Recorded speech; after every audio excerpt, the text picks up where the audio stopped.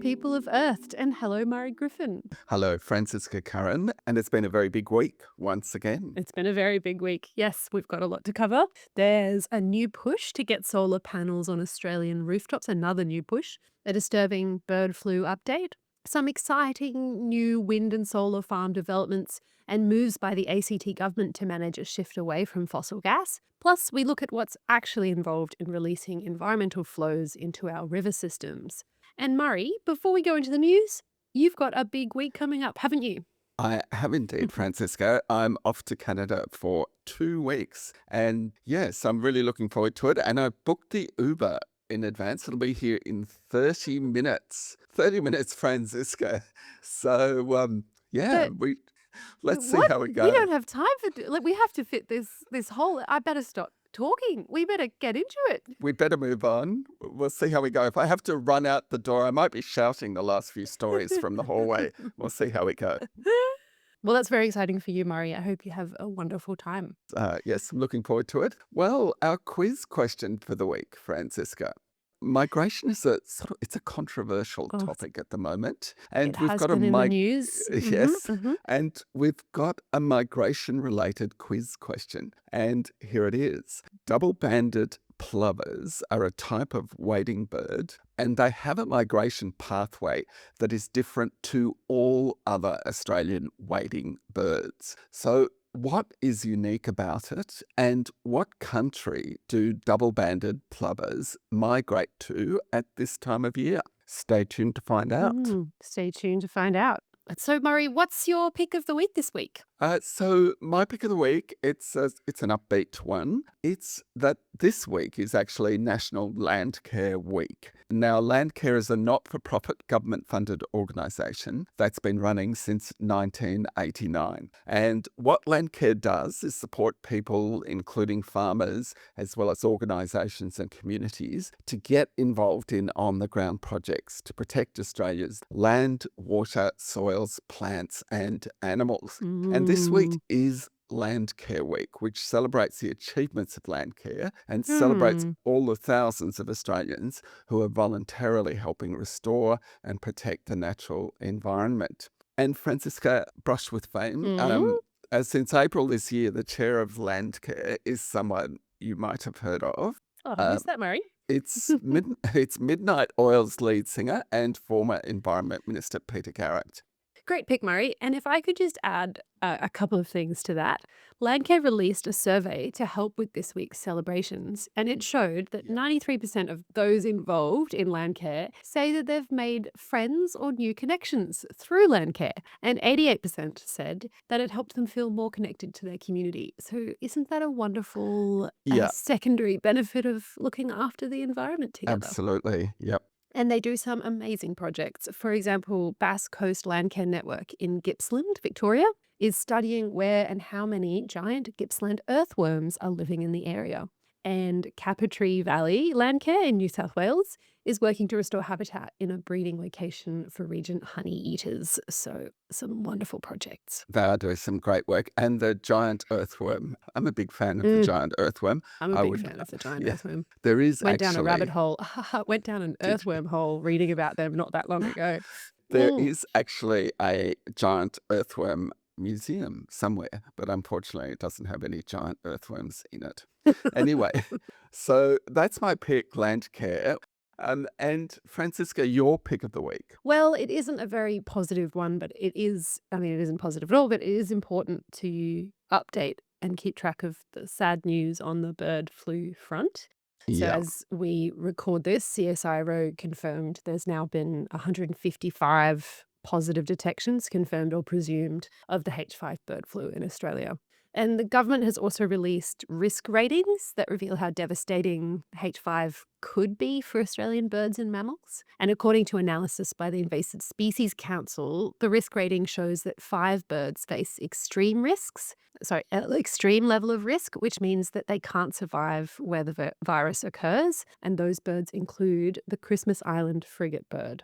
Another 66 species are classified as being at a very high risk, meaning they are likely to suffer very severe reductions in population size. And they include the little penguin, the plains wanderer, the little shearwater, the fairy tern, the Australian sea lion, and the Australian fur seal. So that's all very sad. But another 225 species are high risk of severe reductions in population size. Two examples that are at high risk are the Tasmanian devil and the eastern quoll. And so I think what this says to me is it's not just birds, but to have this kind of rating assessed against other animals and species that we know and love, or ones that are already at risk from other Yeah. things, Yeah. is quite devastating. Mm. Absolutely.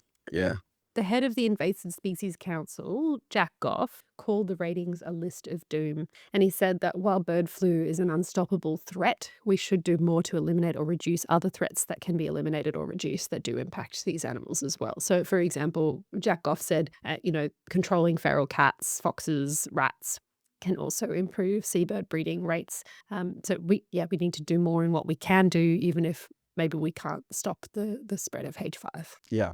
And certainly, I mean, I'm sure, unfortunately, we're going to be reporting a lot more on H5 bird flu over the coming months.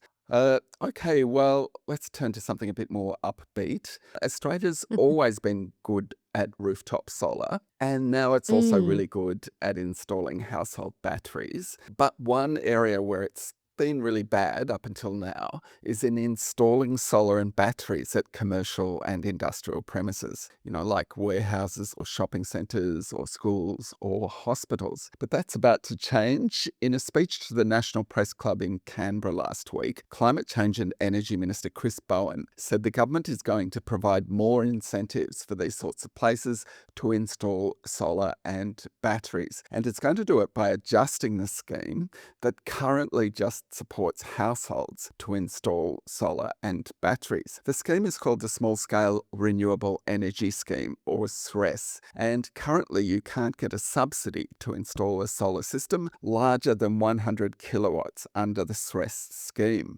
which means it's not Mm. really appropriate for commercial and industrial premises. But the government is going to allow commercial and industrial premises to install solar systems up to 1 megawatt in size. Mm. And we definitely need to do something like this, because while Australian households have so far installed a total of 22 gigawatts of solar, thanks to the SRES program, commercial and industrial businesses have so far installed only about 5.6 gigawatts. The move by Chris Bowen has been widely welcomed, and no wonder. The Clean Energy Council said the change would mean a large industrial site could save up to $228,000 a year on its power bills by installing solar and batteries. Okay, now we do like our wind farms, don't we, Murray? We do indeed, Franziska, very much. We also like our farmers, We and do, so do yes. many farmers like their wind farms. Yep. And there's a new clip put out by the Land newspaper featuring farmer Paul Kavanagh, who talks about the benefits of hosting wind farms on his farm in southern New South Wales. Paul said the income from hosting the turbines allowed him to spend money on improving his property and on living expenses. Paul says in the clip that the single biggest factor that disrupts his farming efforts is climate change, and he's proud to be hosting the wind turbines. And we'll put a link to the clip in the show notes. So, sticking with wind farms, and there's good news in Western Australia, with work starting on the 108 megawatt Waddy wind farm, which is being built about 150 kilometres north of Perth. The wind farm will have the capacity to generate enough power for 68,000 homes. When operational, the wind farm could cut more than 280,000 tonnes of climate pollution from Western Australia's electricity grid every year, equivalent to taking around 90,000 cars off the road. Construction of the wind farm, which is being built by Tilt Renewables, will also support up to 150 jobs in regional Western Australia. And of course, Tilt Renewables will also make payments to the host farmers and to the local community. Now, Murray, I'm excited that there's a new 360 megawatt solar farm and large battery, which has got approval to go ahead in New South Wales. Yeah, very Great exciting. news. But I'm a bit puzzled by its name because it's called the Sundown Solar Farm, which is a bit counterintuitive for a farm that generates energy from the sun. Yes, it does seem. Well, I suppose it's got a battery as well. Maybe that's what they're thinking. Anyway. Anyway, the New South Wales Independent Planning Commission has approved a solar farm which will be built about 30 kilometres from Inverell, which will have the capacity to power about 144,000 homes. And of course, sheep will still be allowed to graze on the hosting properties. Actually, Murray, I think it possibly makes sense that it's called Sundown because there is a wonderful park on the Queensland-New South Wales border called Sundown National Park. And I don't think Ah, it's too far from that. Maybe there's a connection. yeah, maybe.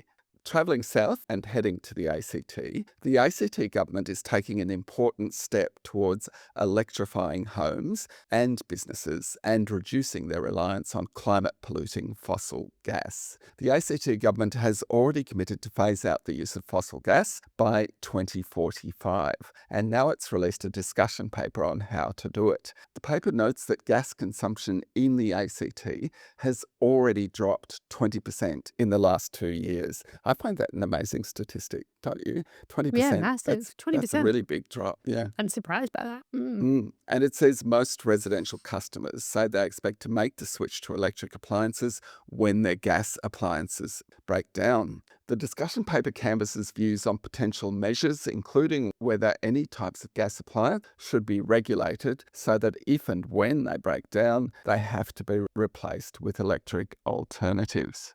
So, we've talked a bit on this podcast about environmental flows, which is water that is reserved for the environment and isn't allowed to be used in other ways. Reserving environmental flows in river systems that are under stress is important because it's the only way to protect the native plants, birds, and animals that depend on them.